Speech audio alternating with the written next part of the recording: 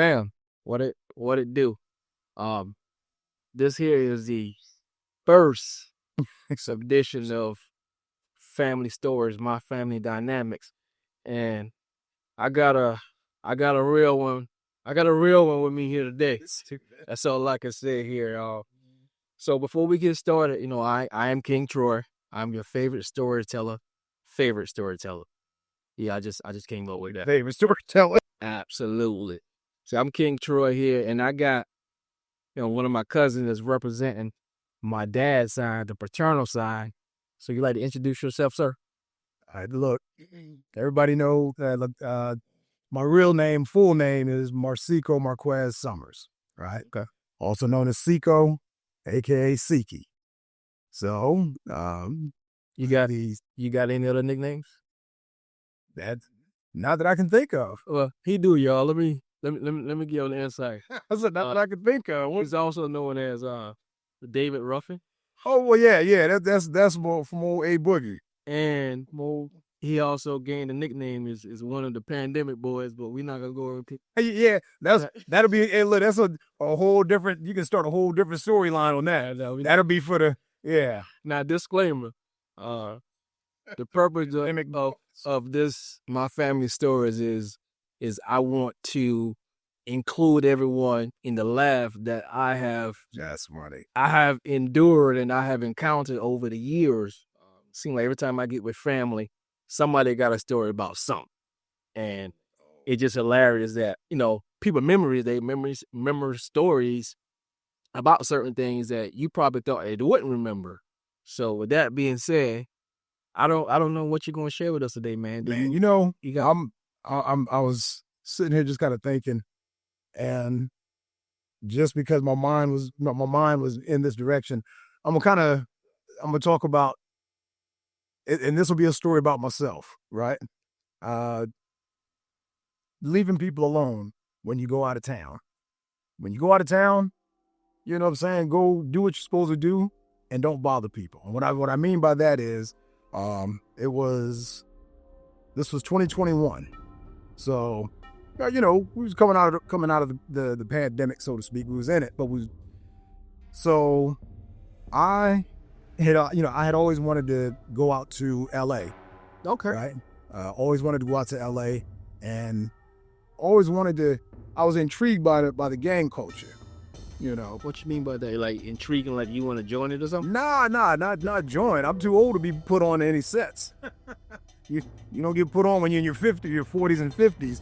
But nah, man. But you know what I'm saying? I was always interested in the how a gang works and how these dudes came to be. So more or less, my idea was Diana and I said, Diana came with me because it was Nipsey's second anniversary.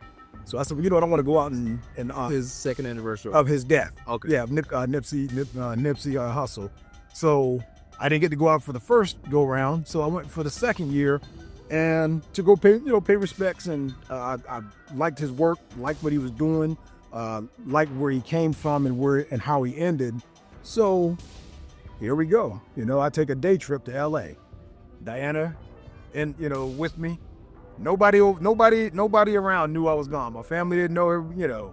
So when we got there, first things first, I'm gonna tell you, man, when you get off that plane and you come out of that LAX airport, as soon as you come off the airport and you start heading west, it just starts looking. It don't look good.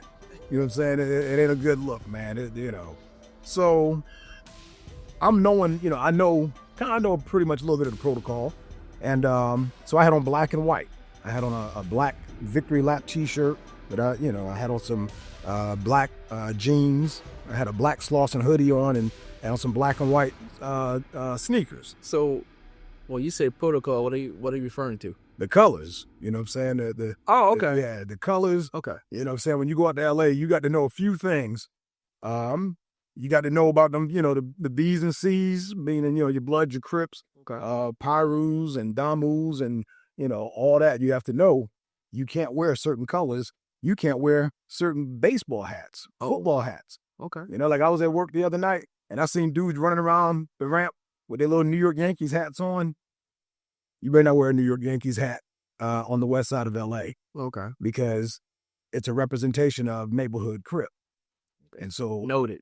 yeah, so neighborhood Crip, you know what I'm saying? If you neighborhood is the NY, but then there's another set that they use the NY as well, but they're more so it's more so known on that side. If you got on a Yankees hat, neighborhood Crip, so you're showing that you belong to a gang. Okay. You have on the like when you think of the Seattle Mariners, what baseball player comes to mind?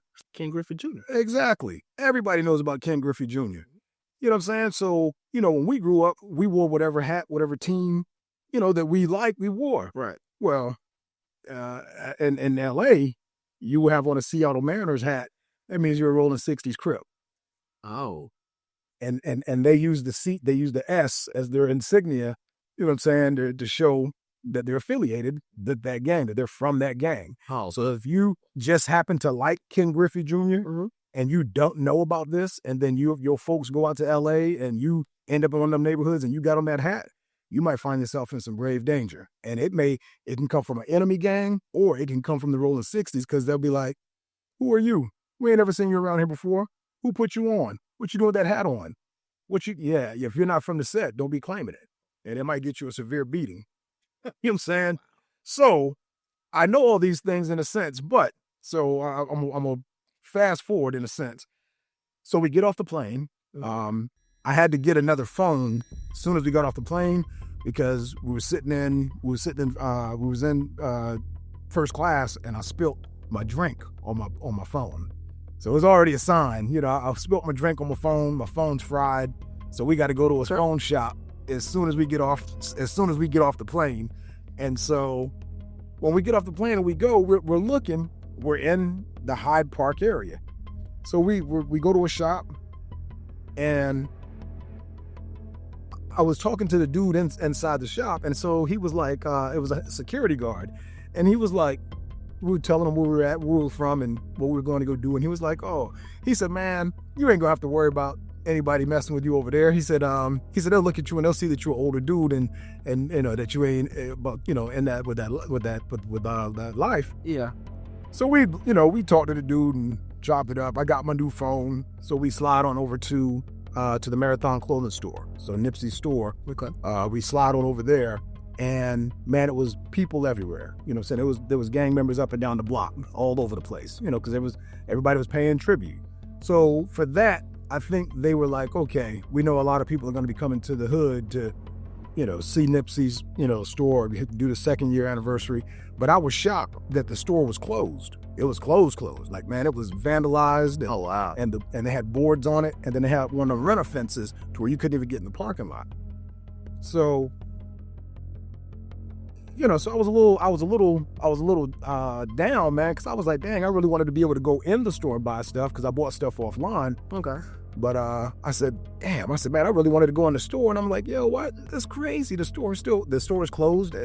So we took some pictures by the mural. And so Diana and I, we kind of observing the scene. You know what I'm saying? We looking. I mean, you seeing these dudes, you seeing these gang members all over the place, up and down the block. I mean, they coming down in McLarens and Lamborghinis and G-Wagons and blowing their horn and, you know what I'm saying, throwing up their gang signs to show, tribute and show, pay homage and so forth to Nip. And so I'm standing next to one guy, and I hear him yell out, I see you 40 Crip. So I guess the dude who was riding by, he was a rolling 40s. So, I'm just kind of intrigued, man. I'm like, yo, what's up? So my plan was to go over to LA and go and talk to a gang member. Kind of like how we're sitting here talking now. I'm pretty sure there's protocol. You can't just go walking, talking up the gang member. Yeah, I didn't know that. I didn't know that. I didn't even know that. I didn't know. So the first two that we encountered, there's a donut shop called Slauson's Donuts. Slauson's Donuts. Right, Slauson's Donuts, man. So we at the donut shop, kind of standing in line, and I didn't really want any donuts, but I saw two rolling 60s Crips. You know what I'm saying? I saw two rolling 60 Crips standing there talking to each other. And I could tell because I could see dude's tats on his neck, and I could see I saw all the tats. So I kind of nervously was like, I said, hey, I said, hey, my man. And when I said, hey, my man, this dude stopped talking.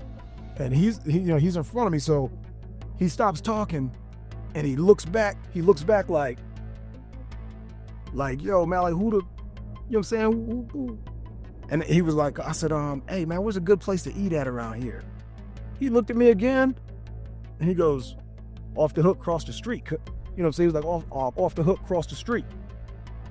Turn back around, but at this point, this dude is on guard. You can tell he's talking to this dude, but he's watching me out his peripheral. Yeah. I mean, it's like he had a set of eyes in the back of his head. And so... Yeah, because look, you got a phone app. Go on that phone app and look at what you want to eat. He'll send you. And so here, and look, after this, now this is something I learned afterwards, right? What I was doing, what I had done, this dude was already on guard because he knew I wasn't from there. He didn't care what was going on across the street. Mm-hmm. I'm now questioning him in a manner that these dudes, they know a setup or they've seen setups so many times that they know when people trying to come or do something and you trying to throw them off their game by asking silly questions. Yeah. So he probably been like, man, who this African asking me Cliff? It's like, yo, so we go across the street, right? You would have thought that I would have left it alone, right? I would have left it alone. And we go across the street, we take pictures. You know, there was a couple people had their little vending spots set up on the corner. Mm-hmm. I want to say we was at Slauson and 60th at that point. I want to say that's where we were, because there's a spot called what's the name of that barbecue spot? It's a barbecue place. So we were close to there, and so I'm taking these high selfies because I'm trying to get like some of the, just trying to get pictures of like cats in the background. Mm-hmm. And so as I'm taking these high selfies, man, I look, and there was a dude, as I looked to my right, there was a dude standing next to me. He had on a couple gold chains. He had on a t-shirt. Oh, I already know that was it gonna go. Hold on, you said you took a selfie? I took a couple high selfies. Oh, okay. The same dude that asking all them questions. Now he taking selfies? Right. So sound like a setup, y'all. So man, so I look to my right, and here goes this dude standing next to me, and he had the big Seattle Mariner S on his arm right here. He had on his khakis. He had on blue chucks, blue laces, white t-shirt, little gold on his neck. You know what I'm saying? And little slim, dark-skinned dude, man. And he looked like he was about he probably was about $130. You know what I'm saying? But just so I look at him, and I was like, here's my moment. I said, man, here's my chance. You know what I'm saying? I know this dude's a rolling 60s Crip. You know what I'm saying? I'm gonna ask him a question. Okay. I'm gonna ask him a question. How that went? Yo, and I'm gonna give it to you. I'm gonna give it to you uncut, word for word, line for line. So I look at him and I say, hey, my man. And I was a little nervous once again because I already know that he looked at me, and I said to him, instead of me saying, why is the store still closed? Because I was a little nervous, and once again, we in LA. It's like 11 o'clock in the morning, 11 or 12. I looked at him and I said, hey, why is the store closed? Yo, this dude, it seemed like it was quiet like this right here, and all of a sudden, man, this dude, when I said, why is the store closed? Instead of saying, why is it still closed? Mm-hmm. When I said, why is the store closed? This dude, he raised up and he said, why is the store closed, cuz? What the you mean, why is the store closed, cuz? He said, cuz the homie got murdered. He said, you got on all the marathon clothing, you gonna ask me some dumb, stupid question like that, cuz? And at this point, I knew that I had messed up. And it was this moment I knew I had Yo, man, I was like, oh. And he was like, and then another 4 more dudes came over because at this point I looked at him and I said, look, I knew I couldn't match his energy at all. You know what I'm saying? I wasn't going because I knew. And I said, and I was calm. I wasn't like, oh, I was calm, but I was like, I said, man, I know, you know what I'm saying? I know Nipsey was, Nipsey got killed, man. I said, I'm here paying homage. And the whole time though, man, this dude was like, you know what I'm saying? And as I'm trying to explain, 4 more Crips came over and said, what's up? He said, what's going on, cuz? He said, what's up, cuz? So we got a problem? And so Diana has my back. Diana's watching my back, and I said to the dude, look, man, I'm not here on no disrespect. I said, I flew all the way from Charlotte, North Carolina, from the East Coast to come and pay homage to Nipsey, man. I said, I'm not here on no disrespect. I said, I respect your sect. I respect. And so another dude came over, and this dude was huge. He was huge. He stepped in between me and the other dude, right? And he said something to him, and it got him to de-escalate, man. And then the dude said to me, he said, if you follow us online, man, you should know we're gonna open up another store. You know what I'm saying? And he left, and then they kind of walked off, man. Mm-hmm. So basically, whoever that dude was that said something to him, he had him give me a pass. If that dude would have never stepped in, man, I would have had to, you know what I'm saying, catch a fade, squabble, you know what I'm saying? I would have, and they would have, my lady as well, and things would, and at the time, LAPD was across the street on motorcycles. They were making sure that nobody set up in the lot across the street, right? They were sitting on their motorcycles, man, and you can hear the commotion. They was like, you know what I'm saying? Because these dudes was like, man, we ain't bothering them, and for you to bother them, we'll come over after everything is done, right? Because we don't feel like that today. You know what I'm saying? We ain't gonna bother them dudes. So once that happened and everything de-escalated, right? Diana and I walked down the street. There's a famous gas station. There's an Arco gas station or Mobile that's on the corner, which I learned don't ever stop at that gas station for gas. Why? That's their gas station. Oh, okay. Yeah, you stop if you in the Hyde Park and you stop at that gas station, there's a high chance you're gonna get banged on, and your pocket's gonna end up looking like rabbit ears. Okay, for the people that's listening, what's the name of the gas station again? It's the Mobile Arco. It's it's the Arco Mobile Station on the corner of Slauson and Crenshaw. Okay. Yeah, if you over in that area, don't stop there for no gas, man, because them dudes run that station. You know what I'm saying? So we went down to the corner. We went across the street. There's a check cash on the across the street from the gas station. We went behind that check cash, man, and I ordered our Uber. You know what I'm saying, to get it to leave. So once the Uber got there, and I told the Uber driver what happened, and he said, man, he was like, man, he's a dude. And then my original plan was to go over to Watts and go talk to some Grape Street Crips, because I remember Grape Street from Zon. When the first time I ever heard of the Crips was when Zon was stationed out in L.A. Okay. And Zon was like, man, it is crazy out here. And this was back in 80, I want to say 89, 90, somewhere around there, when Zon was over there in the Army.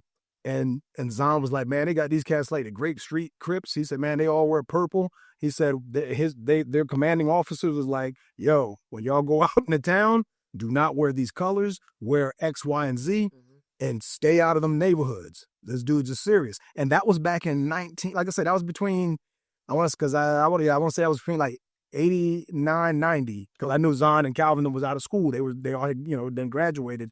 But that was the first time I had ever heard of Crips. And then Eazy-E and all of them started coming out and started rapping about the life. And then we started hearing about it more on the East Coast. But my original plan was to go to Grape Street and go talk to some Grape Street Crips. After you encounter, I'm assuming you ain't out there. No, that Rolling 60s Crip took care of that. He said, hey, Grape Street, don't worry about this fool. I'm going to tighten him up over here. And y'all ain't got to worry about him coming over there. So, man, when I tell you, I said, and we get back here, right? We get back over here, man. And when I tell you, it was a lesson learned. And when them dudes say, do not come out, and I'll tell you, I'll say this, and I don't care what nobody says. I done been to New York many a times, and I know New York is rough, but I never felt no pressure like such. Granted, I didn't go to nobody bothering them in that sense, but I've been in some rough parts of New York. I've been in Brownsville, been over in Red Hook, was in Crown Heights when Crown Heights was really Crown Heights, because now it's, the Jews have taken over Crown Heights. Okay. But I never got, that vibe of like I was really in danger, as opposed to going out to LA one time. Went out there one time and then got myself, almost got myself hemmed up. Yeah.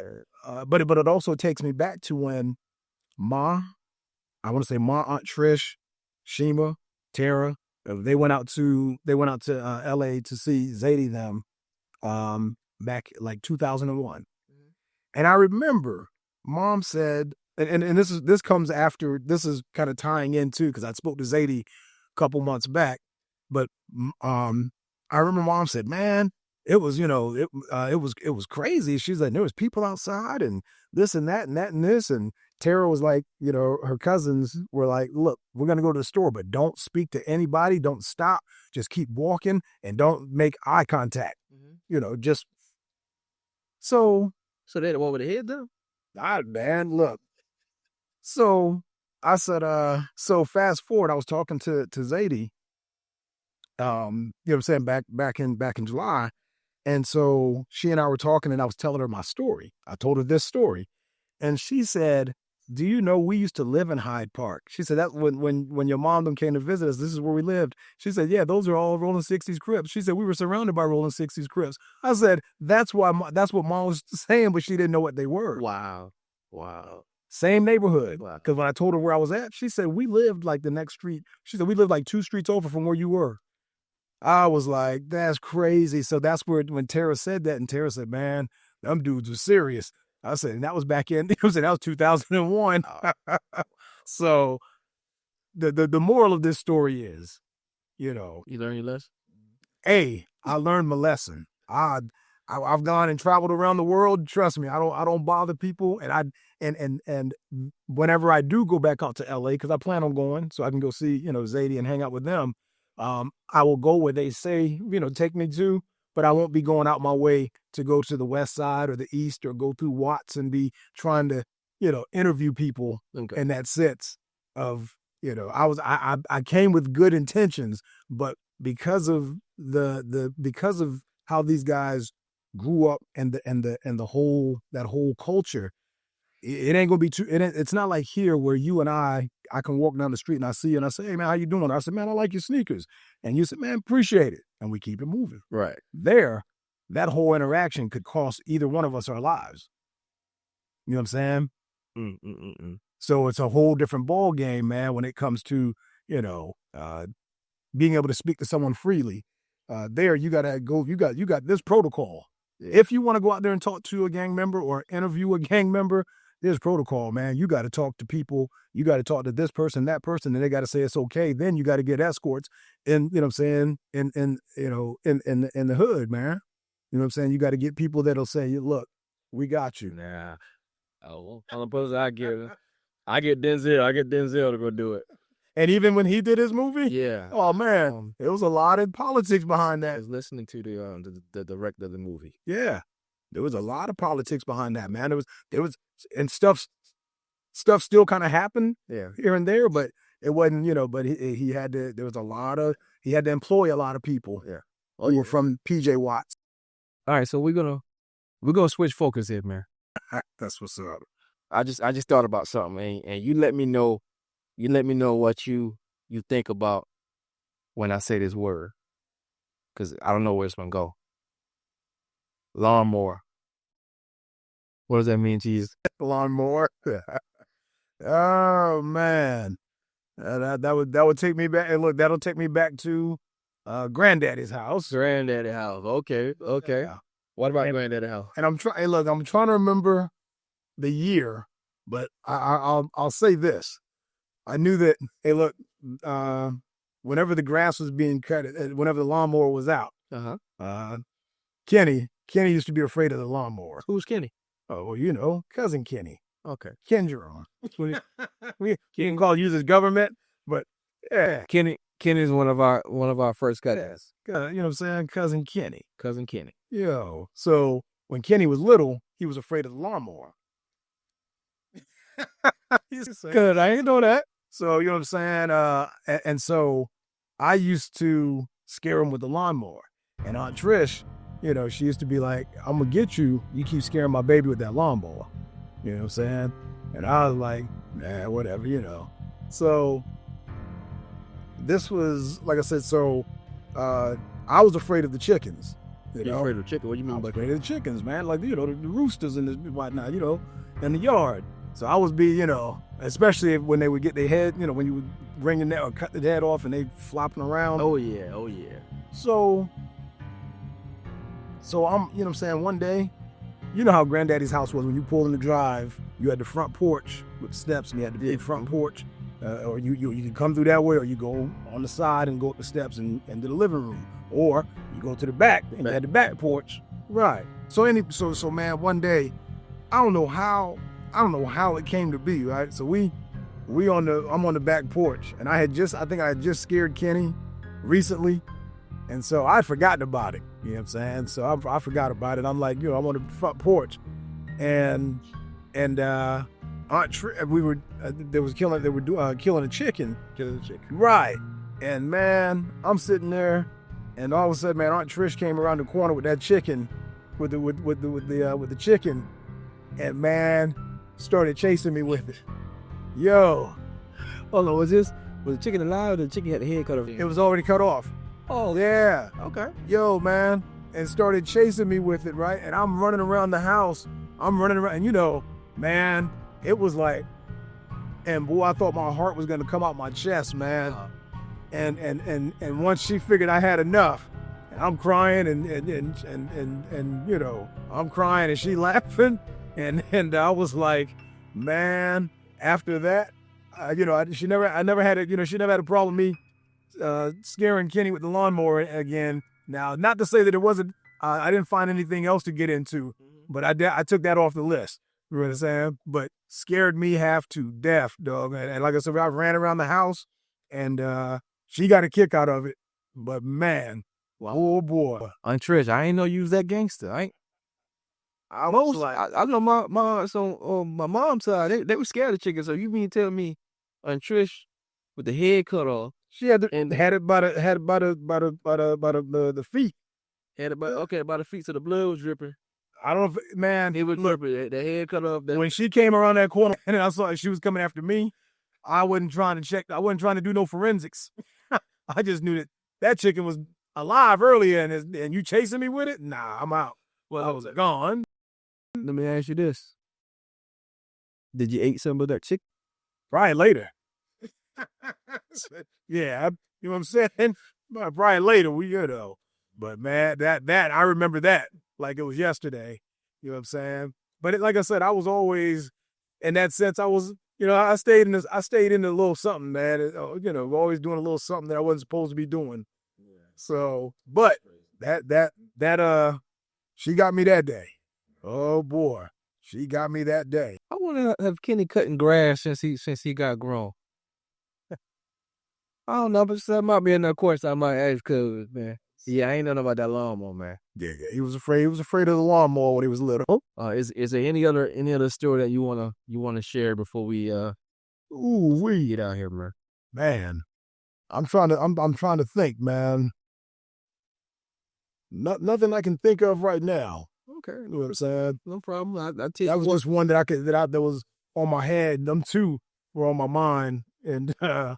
You know what I'm saying. But there's more. You know what I'm saying. There's plenty more. Okay. All right. One other thing. Let me tell you something about my family, right? Particularly this guy here.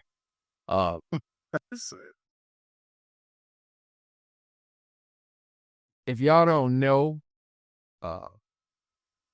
you know, in the country, down in our family, you know, we got a lot of nicknames. In my family, and this fella here did not know my real government name. Man. Yeah, I can tell that story. Until how old you was? Gee, hold on. Wait a minute. Hold up. I was This is 2004, cuz. 2004. How old you was in 2004? 30? 30. Yeah. 30. So it took him 30 years to learn my first name. Man, yeah. I never knew this dude. I never knew this dude's real name. Never.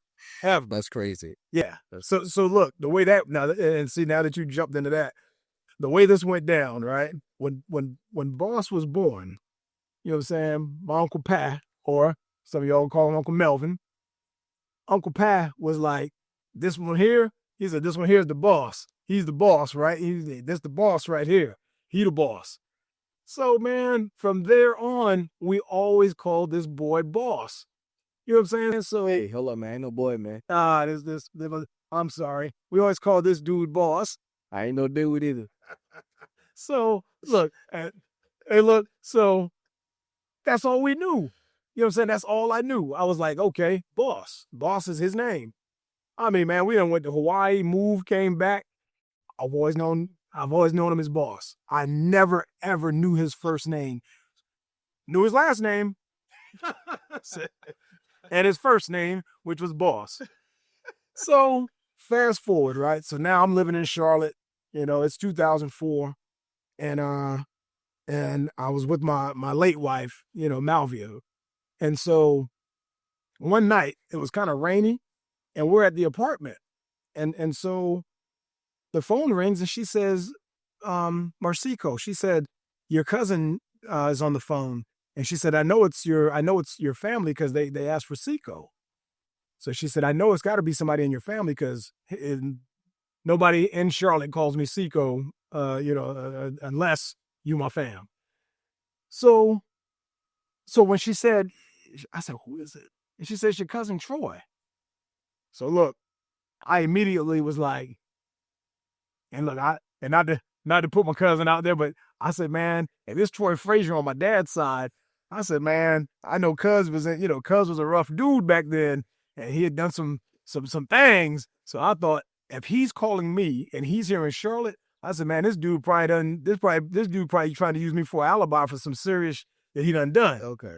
So I'm nervous right now. So I pick up the phone and I still didn't catch his voice. And I was like, hello? He said, hey, Cuz. He said, man, hey, Cuz, it's me, man.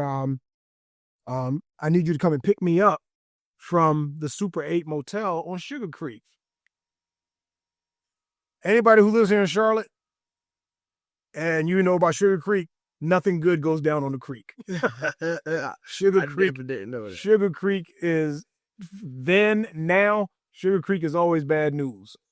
So when he said that, I was like, dang, Super 8 on Sugar Creek. I said, man, that's definitely sound like it's a jump off that happened. But because it's my fam, I was like, I said, babe, we're going to play this real close. You know, I said, we're going to go get him. But if he says anything crazy, let's just drop him off somewhere, give him some cash, and get away from him. So that way, when the law come and ask, we just say, we didn't know. Because if y'all ain't caught that, he don't know it's me yet. Right. I still don't know. Because when it called, I was expecting to hear your voice. But when I heard a female voice, I said, okay, let me just give him my first name and not my nickname. Right. So that's why I was like, this is Troy. Yeah. Now, you would have said, I bet, because his boss. Right. So that's why. And look, there's Troy Allen, Troy Frazier, and then I have Troy Summers. Okay. So I knew it wasn't Troy Summers because I was like, yeah, I know he's but like I said, I thought it was my cousin Troy on my dad's side. So we get in the car, we head to the Motel 8, and it's starting to rain. So we get there, and when we pull up, I see Cuz standing outside, and I was like, I rolled the window down. It's raining now.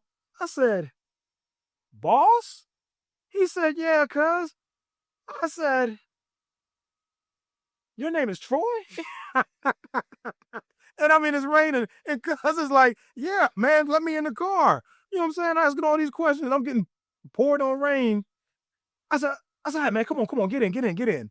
So he jumps in the Honda, man, and from that night forth, I then knew that his name was Troy. That's crazy, y'all. And that was 30 years, you know what I'm saying? So It took 30 years. yeah. But don't feel bad. Don't feel bad. I got an uncle, my mother's brother, Uncle Jack. Uncle Jack didn't know my my first name until I came back out of boot camp in the Marine Corps. And he literally stayed right. You see how close their house is. They are about from years of where that car is at. And he didn't know because everybody called me by my nickname. So yeah. Man, I'm telling you, that's the power of a name in the sense that people, you know, he could have done something and someone would came to me and said, your cousin Troy Allen. I was like, man, I don't have a cousin named Troy Allen. I had a cousin named Boss Allen. And they show you his picture. I said, no, that's Boss. But that was crazy. All right, man. All right, cool. Yo, so I hope you all enjoy this first installment of, you know, family stories. And I'm telling y'all, it's a lot more where this come from, but we're not gonna hold y'all long. But I need y'all help to stay tuned for some more stories that's gonna be coming. I need y'all to subscribe to my channel. You know, hit that like button and meet us in the comment section. You know, let us know if there's anything about, you know, this interview here, the stories that stood out, or you want some clarification on anything that we said. You know, meet us in the comment section. You know what I'm saying? Put your comments out.